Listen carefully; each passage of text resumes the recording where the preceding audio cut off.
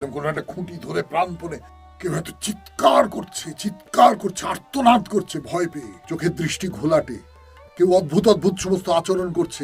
এইটা গোটা মন্দির চত্বর জুড়ে আপনি এইরকম সমস্ত দেখতে পাবেন। মন্দির থেকে বেরিয়ে আপনি পেছনে তাকাবেন না।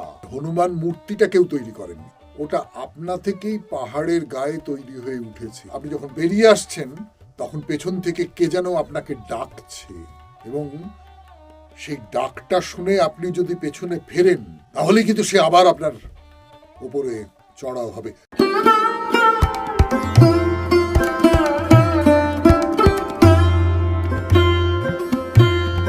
নমস্কার নমস্কার নমস্কার নমস্কার নমস্কার নমস্কার নমস্কার নমস্কার নমস্কার নমস্কার আপনাদের সবাইকে সবাইকে সবাইকে নমস্কার জানাচ্ছে আপনাদের সৌমিত্র বসু। সবাইকে অজস্র অজস্র শুভকামনা জানাচ্ছে, সবাইকে স্বাগত জানাচ্ছে আজকের এই স্মরণে সৌমিত্র অনুষ্ঠানে, এবং সবাইকে শুভ দিন জানাচ্ছে।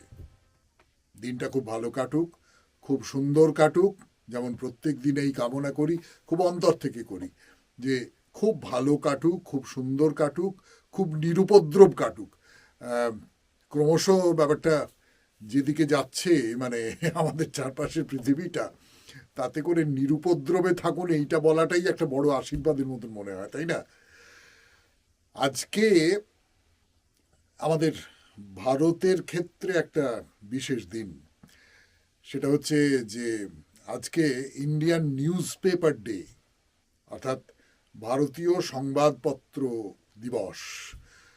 আর সংবাদপত্র মানে আমাদের ছোটবেলায় তো সংবাদপত্র ছাড়া আর কিছু ছিল না, রেডিও ছিল। রেডিওতে খবর ছিল। ছোটবেলায় খুব বলা হতো বিবিসির খবর শোনো, বিবিসির খবর শুনলে ইংরেজি জ্ঞান হবে, ইংরেজি বলতে টলতে পারবে, এরকম একটা ব্যাপার ট্যাপার ছিল। তার বাইরে বাড়িতে হয়তো ইংরেজি কাগজ আসতো, সেই সঙ্গে বাংলা কাগজ আসতো। সেই সব বাংলা কাগজের কোনোটি এখন উঠে গেছে, আবার নতুন প্রচুর কাগজ চলে এসেছে। খবরের কাগজের কাজটা হলো খবর দেওয়া, কোথায় কি ঘটছে না ঘটছে সে সম্পর্কে বলা, ইত্যাদি ইত্যাদি ইত্যাদি ইত্যাদি। কিন্তু একটা খবর আপনারা জানেন কিনা আমি জানি না, যে মানে আমাদের ভারতের সংবাদপত্রকে তো স্বাধীন হতেই হবে, সংবাদপত্রকে নিরপেক্ষ হতেই হবে। আমাদের ছোটবেলায় কোনো একটা সংবাদপত্র, আমার ঠিক মনে পড়ছে না এখন কোন খবরের কাগজ, সেইখানে একটা নিরপেক্ষ শব্দটা ব্যবহার করা হতো। নিরপেক্ষ, নির্ভীক, এরকম সব শব্দ সংবাদপত্রের যারা কর্তা ব্যক্তি তারাই ওটা ব্যবহার করতেন, সংবাদপত্রের নামের তলায় হয়তো ব্যবহার করা হতো। আমি খুব লক্ষ্য করে দেখেছি ইদানিং আর ব্যবহার করা হয় না। এবং আপনারা শুনলে হয়তো একটু মন খারাপ করবেন, তবু বলি, পৃথিবীর 180টা দেশের মধ্যে স্বাধীনতার নিরিখে, নির্ভীকতার নিরিখে, নিরপেক্ষতার নিরিখে আমাদের ভারতীয় সংবাদপত্রের স্থান হচ্ছে 151 নম্বর। অর্থাৎ আমাদের দেশে সংবাদপত্রের স্বাধীনতা অন্য বহু বহু মানে ধরুন 150টি দেশের তুলনায় কম। এইটা যদি মনে রাখি তাহলে বলতেই হবে যে আমাদের সংবাদপত্রের স্বাধীনতা খুব একটা গর্ব করবার মতো নয়। কিন্তু কি আর করা যাবে, এটা তথ্য হিসেবে আপনাদের দিতে পারি। সংবাদপত্রের সব খবরই যা বেরোয় সেগুলো খুব নিরপেক্ষ এরকমটা ভাববারও কোনো কারণ নেই, কিন্তু এই সমস্ত নিয়েই আমাদের বেঁচে থাকতে হয় এই পর্যন্ত। তো যাই হোক, এই ভূমিকাটুকু করে নিয়ে এবার আমরা আমাদের যে আজকের যে বিষয়টা নিয়ে কথা বলবো এরপর, সেটা হচ্ছে বাইরে দূরে। বাইরে দূরেতে আপনাদের একটা মন্দিরের কথা বলবো। সেই মন্দিরটা হচ্ছে ভৌতিক মন্দির। না, ভৌতিক মন্দির শব্দটা ব্যবহার করাটা ঠিক হচ্ছে কিনা আমি জানি না, বলা যেতে পারে ভূত ঝাড়ানোর মন্দির। মানে এই মন্দিরে ভূত ঝাড়ানো হয়, অর্থাৎ যদি কাউকে ভূতে পায় বা ভর হয়, মানে কোনো একটা অলৌকিক শক্তি যদি কাউকে পেড়ে ফেলছে এরকম একটা ব্যাপার তৈরি হয়, তাহলে এই মন্দিরে সেখানে নানান রকম সব কি কি আছে ক্রিয়াকর্ম ইত্যাদি ইত্যাদি, তার কিছু কথা আমি বলবো। এই মন্দিরটা হচ্ছে রাজস্থানে মেহেন্দিপুরের বালাজি মন্দির। এই মেহেন্দিপুরের বালাজি মন্দিরে আপনি কেমন করে যাবেন সেই কথাটা বলি। গ্রামটার নাম মেহেন্দিপুর, যদিও গ্রাম আর বলা যাবে না, এমনিতে গ্রাম হবারই কথা। তার কারণ খুব সুন্দর জায়গা, খুব প্রাকৃতিক দিক থেকে খুব সুন্দর, পাহাড় আছে, বন জঙ্গল আছে, কিন্তু এখন প্রচুর বাড়ি হয়ে গেছে, প্রচুর বাড়ি ঘর মন্দির। মানে একটা বিখ্যাত মন্দির যদি থাকে তাহলে তার চারপাশে যেরকম অনেক সব ব্যাপার ট্যাপার তৈরি হয়ে যায়, ঘর বাড়ি ইত্যাদি ইত্যাদি তৈরি হয়ে যায়, সেই রকমই হয়েছে। ফলে এখন আর মেহেন্দিপুরকে গ্রাম বলা যাবে না। রাজস্থানের এটা দৌসা বলে একটা জেলা, সেই জেলার অন্তর্গত। এটা কোথায় জানেন? জয়পুর আর আগ্রা এই দুটোর মাঝামাঝি একটা জায়গায় এই মেহেন্দিপুরের বালাজি মন্দির। এই মন্দিরে প্রথমে তো বালাজি, তারপরে তার সঙ্গে যুক্ত হয়েছেন দেবাদিদেব শঙ্কর, এবং তারপরে যুক্ত হয়েছেন প্রেতরাজ। প্রেতরাজ অর্থাৎ ভূতেদের রাজা। ভূতেদের রাজা বলতে আমরা শিবকেই বুঝি, কিন্তু ইনি স্বতন্ত্র একজন দেবতা, এবং ইনি মানে যদি কোনো অপদেবতা ভর করে কারুর ওপর, তাহলে এদের আশ্রয় নিলে সেই অপদেবতার হাত থেকে রক্ষা পাওয়া যায়। এই রকম একটা মন্দির। সেই মন্দিরের কথা শোনাবো আপনাদের।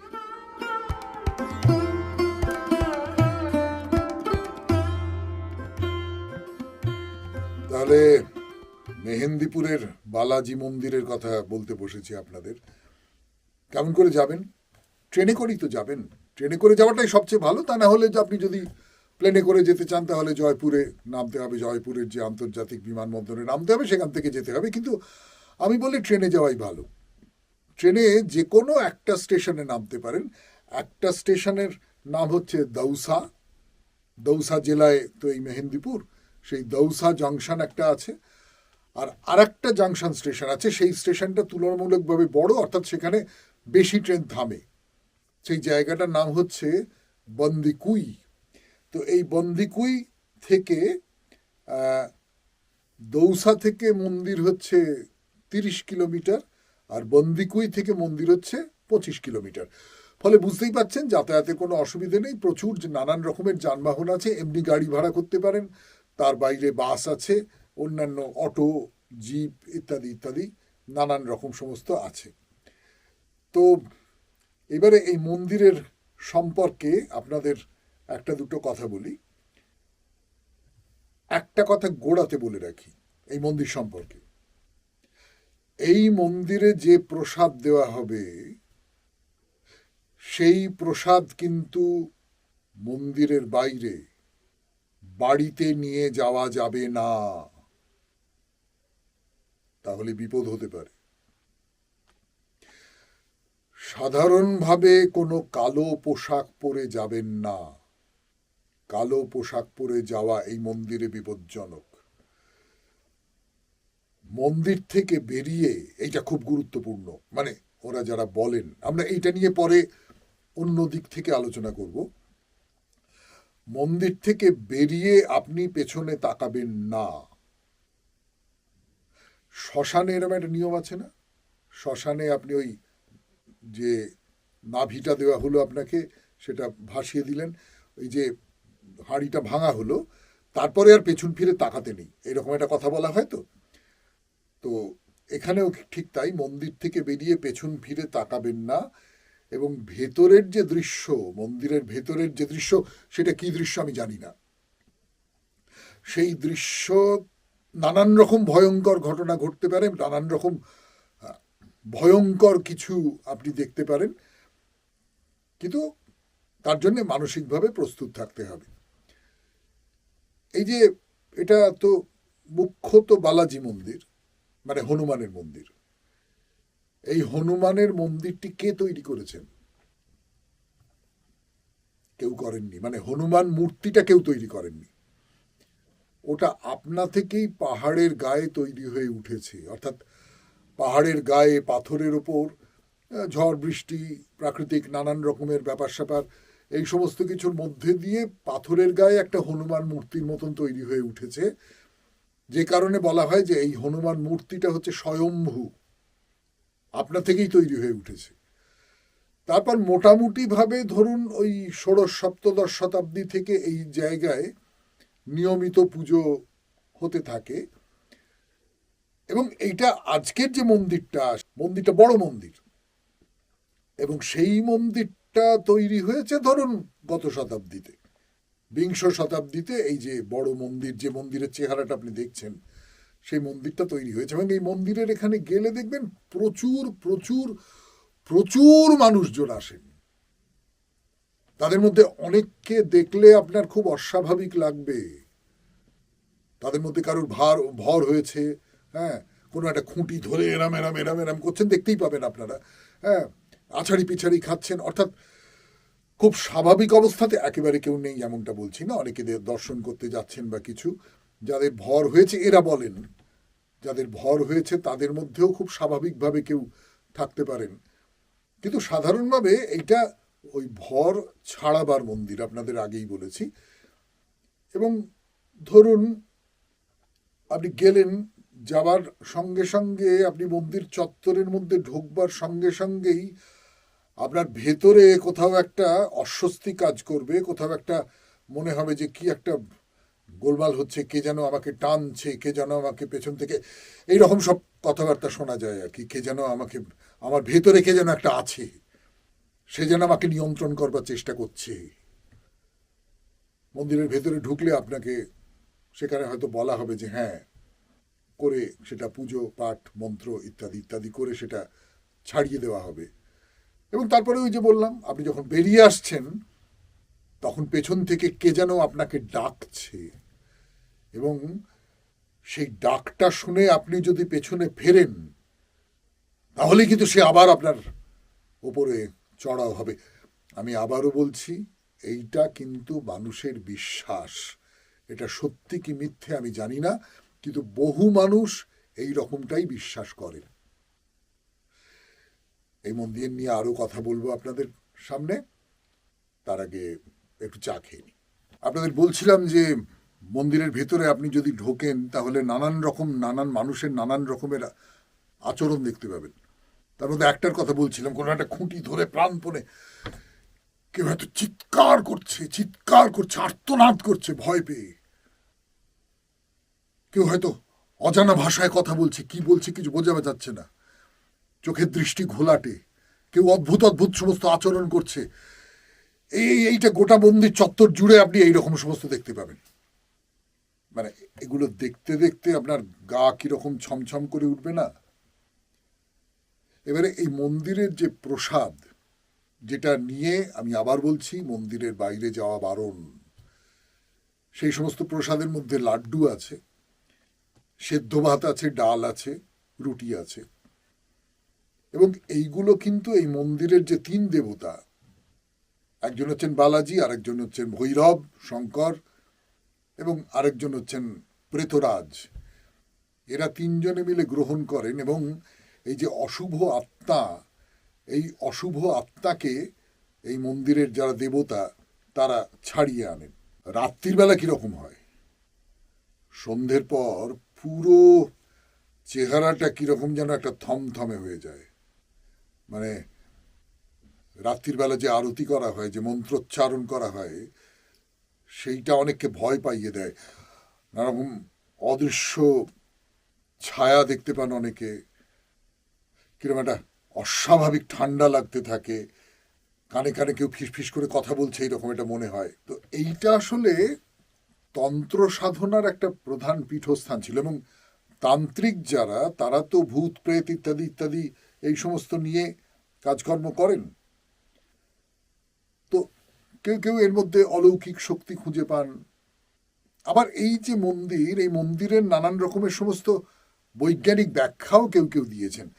আমি কেবলমাত্র আপনাদের এই মন্দিরের যে অলৌকিকতা বা এই মন্দিরের যে ভয়ানক ব্যাপার, ভয় পাওয়া, এইগুলোর কথা বলবো না।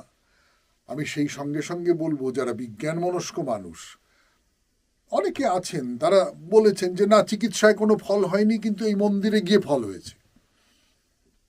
এগুলো যারা মনস্তাত্ত্বিক দিক থেকে ব্যাপারটাকে দেখছেন, বিজ্ঞানের দিক থেকে দেখছেন, তারাও এই ব্যাখ্যা করছেন। সে ব্যাখ্যাটা কিরকম দেখুন, আমার নিজের যেটা মনে হয়, মানে আমি আমি উদাহরণ দিচ্ছি, রাত্রির বেলা আপনি যদি শ্মশানে যান তাহলে আপনার গা ছমছম করবে। রাত্রির বেলা আপনি যদি অন্ধকার কোনো একটা জায়গা দিয়ে যান তাহলে আপনার ভয় করবে, গা ছমছম করবে। তার কারণ এই যে কাছাকাছি যদি শ্মশান থাকে বা এইরকম কিছু একটা কবরখানা যদি থাকে, তাহলে এই যে কবরখানা বা শ্মশানকে নিয়ে যে সমস্ত আখ্যান আপনি শুনেছেন তার কোনোটা সত্যি কোনোটা মিথ্যে আপনি জানেন না।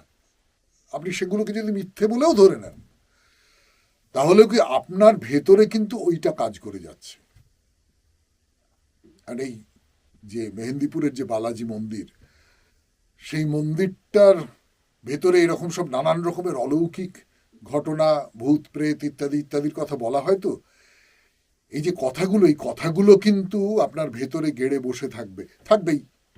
আপনি যেই অনুষ্ঠানটা শুনছেন, শুনতে শুনতে আপনার মনে হবে ও তাহলে নিশ্চয়ই কিছু একটা আছে। বা যদি নাও থাকে, আপনি সচেতন মন আপনার বলছে যে না, ও কিছু নেই, ও বাজে বাজে সমস্ত ভুলভাল কথা এরকম বলা হয়, কুসংস্কার ছড়ানো হয়, এরকম কথা আপনি বলতে পারেন। সেটা হতে পারে, নিশ্চয়ই হতে পারে, কিন্তু আপনার ভেতরে ভেতরে ওটা কাজ করে যাচ্ছে। আপনি যখনই মন্দিরের ভেতরে ঢুকছেন তখনই আপনার মনে হচ্ছে যে কিছু একটা যেন আপনার সঙ্গে সঙ্গে যাচ্ছে, কিছু একটা যেন আপনার ভেতরে প্রবেশ করতে চাইছে। এই মন্দিরের যে স্তোত্রপাঠ, যে ঘণ্টার ধ্বনি, বা এই মন্দিরের চারপাশে যা কিছু আপনি দেখছেন, যে ভর হওয়া সত্যি সত্যি ভর হয় কিনা আমি জানি না, সেটা হিস্টেরিয়া কিনা আমি তাও জানি না, মানে আমি বলতে চাইছি না, ওই তর্কের মধ্যে যেতে চাইছি না, কিন্তু এইসব মানুষকে দেখলে তার একটা প্রতিক্রিয়া তো মনের মধ্যে হয়। সেই প্রতিক্রিয়াগুলো আপনার মনের মধ্যে হচ্ছে এবং তার ফলে আপনি ভেতরে ভেতরে ওই মন্দির নিয়ে যে কিংবদন্তি প্রচলিত রয়েছে, যে সমস্ত ঘটনাগুলোর কথা, সেইগুলো আস্তে আস্তে আস্তে আস্তে আপনার আপনার মনটাকে অধিকার করে নিচ্ছে এবং আপনি ওর ভেতরে বিশ্বাস করতে শুরু করে দিয়েছেন। এইটা যারা বিজ্ঞানসম্মতভাবে জানেন, মানে দেখেন যে কোনো কিছুকে, তারা এইভাবে বলেন।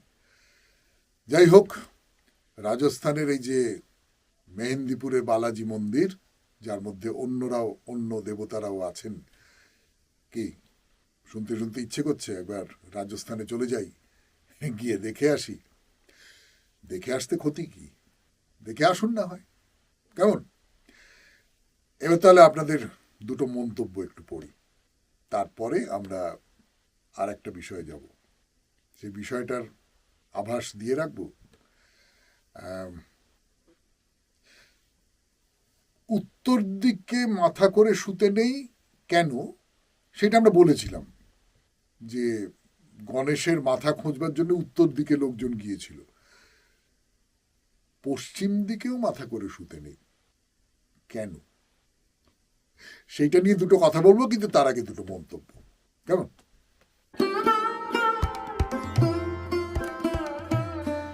এবার তাহলে আপনাদের মন্তব্য পড়ি। ছোট্ট ছোট্ট মন্তব্য আছে, আপনারা খুব বড় করে যে লিখছেন না, একটু বড় করে লিখলে আমারও উত্তর দিতে সুবিধা হয়, অনেক কথা বলতে পারি, মানে যা মনে হয় তাই বলতে পারি আর কি। এখানে নাম দেননি সন্তোষ সরকার। শুভ সকাল দাদা, আকালিপুরে দু একবার গিয়েছি, কিন্তু অজ্ঞতাবশত মহারাজ নন্দকুমারের রাজবাড়ি দেখার সৌভাগ্য হয়নি।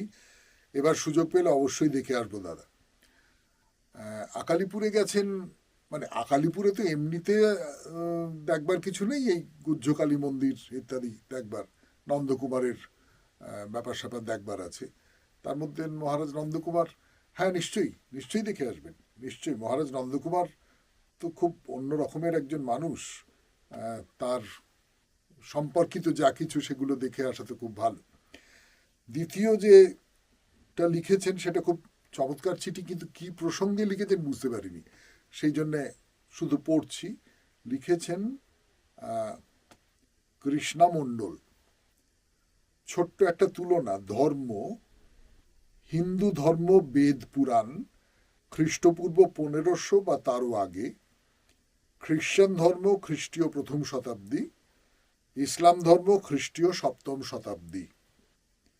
আজ 22শে জানুয়ারি একজন কমেন্ট করে যে যুক্তি দিয়েছেন সেটা তো এক্ষেত্রে খাটেই না, সেটা আপনাকে একটু জানাতে চাই।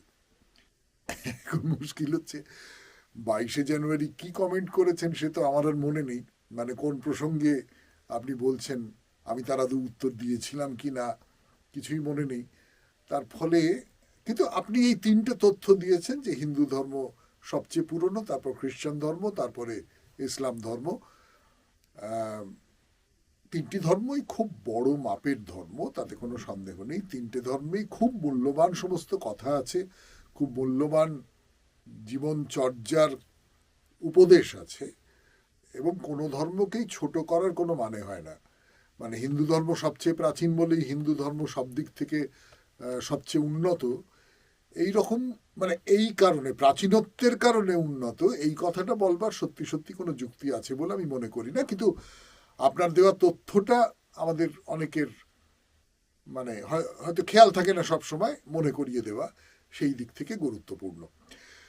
তাহলে এইবারে আমাদের পরের আলোচনার বিষয় হলো পশ্চিম দিকে মাথা করে শোয়াটা নাকি খারাপ, অশুভ। কেন? ফিরে আসছি।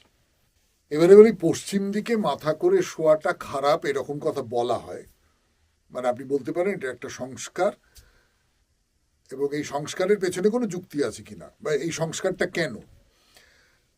একটা কথা গোড়াতেই বলে রাখি, পশ্চিম দিকে মাথা করে শোয়াটা অশুভ, ঠিক না, শরীরের পক্ষে ভালো না, এই রকম কথা কোনো শাস্ত্রে আছে বলে আমি অন্তত জানি না। আপনারা যদি কেউ জানেন তাহলে আমার ভুল ধরিয়ে দেবেন, কিন্তু শাস্ত্রে সম্ভবত, মানে আমি যতটুকু জানি, যে যেটুকু এলাকা জুড়ে জানি, তাতে করে শাস্ত্রে সম্ভবত এই ধরনের কোনো কথা নেই। যেটা আছে সেটা লোকাচারে আছে। লোকাচারে কি বলছে? লোকাচারে বলা হচ্ছে যে পশ্চিম দিকটা হচ্ছে যমোদ্বার, যমালয়ে যাওয়ার দরজাটা হচ্ছে পশ্চিম দিক, যে কারণে মৃতদেহকে পশ্চিম দিকে মাথা করে শোয়ানো হয়। এর পেছনে যুক্তিটা কি? এর পেছনের একটা যুক্তির কথা আমার মনে হয়, এবং সেটা কেউ কেউ সমর্থনও করেছেন, কোনো কোনো পণ্ডিত যারা এটা নিয়ে কথা বলেছেন তারা সমর্থনও করেছেন। এর উল্টো দিকে আমি যদি বলি, পূর্ব দিকে মাথা করে শোয়া খুব ভালো। তার মানে এই যে আমাদের যে জীবন চক্র যার উপর সবচেয়ে বেশি করে নির্ভর করে থাকে সেই সূর্যদেব, সেই সূর্যদেব পূর্ব দিকে উদিত হন, পশ্চিম দিকে অস্ত যান। অর্থাৎ পূর্ব দিকের সঙ্গে জীবনের একটা সম্পর্ক আছে, বেঁচে ওঠার একটা সম্পর্ক আছে, আর পশ্চিম দিকের সঙ্গে অবসানের একটা সম্পর্ক আছে, মৃত্যুর একটা সম্পর্ক আছে। এইটা আমরা ঠিক করে নিয়েছি, লোকাচার ঠিক করে নিয়েছে, মানুষজনের বিশ্বাস এইটা ঠিক করে নিয়েছে। এইটা একটা গুরুত্বপূর্ণ কারণ বলে মনে হয়, যে কারণে পশ্চিম দিকটাকে যমোদ্বার বলা হয়। 2 নম্বর যেটা বাস্তুশাস্ত্র, আমি বাস্তুশাস্ত্র জানি না, কিন্তু যেটুকু আমি দেখতে পাচ্ছি সেটা হচ্ছে যে বাস্তুশাস্ত্রে বলা হচ্ছে মানুষের শরীর একটা ম্যাগনেটিক ফিল্ড তৈরি করে, চৌম্বকীয় ক্ষেত্র তৈরি করে, এবং পৃথিবীরও নিজস্ব চৌম্বক মেরু রয়েছে। তো মাথা উত্তর বা পশ্চিমের দিকে হলে এইখানটায় কোথাও একটা গন্ডগোল হয়ে যায়, এইরকম কথা বাস্তুশাস্ত্রে বলা হচ্ছে। আমি এরও বিজ্ঞানসম্মত কোনো ব্যাখ্যা আপনাদের দিতে পারবো না।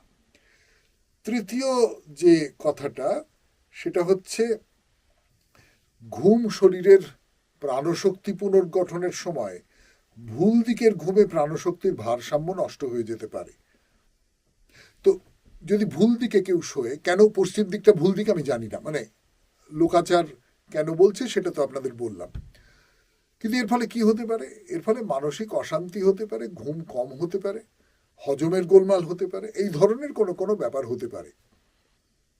আমি যদি বৈজ্ঞানিক দিক থেকে বিচার করি, তাহলে ওই এর আগের মন্দির সম্পর্কে যে কথাটা বললাম এখানেও তাই, যে পশ্চিম দিকটায় মাথা করে আপনি শুলেন জোর করে, কিন্তু আপনার মনের মধ্যে কুসংস্কারটা বা সংস্কারটা গেড়ে আছে, তার ফলে আপনার ভেতরে ভেতরে একটা অস্থিরতা তৈরি হচ্ছে, খুব অবচেতন মনেই হয়তো একটা অস্থিরতা তৈরি হচ্ছে, তার ফলে আপনার ঘুমটা ভালো হচ্ছে না, তার ফলে আপনার হয়তো একটু বদহজম হলো, তার ফলে আপনার এরকম দুঃস্বপ্ন দেখলেন বা এই ধরনের কিছু একটা হলো, এই রকম। এই হচ্ছে পশ্চিম দিকে মাথা করে শোয়ার সম্পর্কে নিষেধাজ্ঞা, এবং সেই সম্পর্কে আমার সামান্য যেটুকু জানা আছে সেইটুকু নিয়ে বলা। এই বলাটুকু দিয়েই তাহলে শেষ করি আজকের স্মরণে সৌমিত্র। আপনারা আমাদের হোয়াটসঅ্যাপে চিঠি পাঠাবেন, সেই চিঠি শনিবারে পড়া হবে, মানে সামনের যে স্মরণে সৌমিত্র সেখানে পড়া হবে। হোয়াটসঅ্যাপ নাম্বার তো আপনারা দেখতেই পাচ্ছেন। তার বাইরে ওই অনুষ্ঠান যদি ভালো লাগে তাহলে লাইক করবেন, যদি অনেকের মধ্যে ছড়িয়ে দিতে চান তাহলে শেয়ার করবেন, আর যদি একেবারে নিজের করে পেতে চান তাহলে সাবস্ক্রাইব করবেন। সবাই খুব ভালো থাকবেন, আনন্দে থাকবেন, আনন্দটা খুব বড় কথা।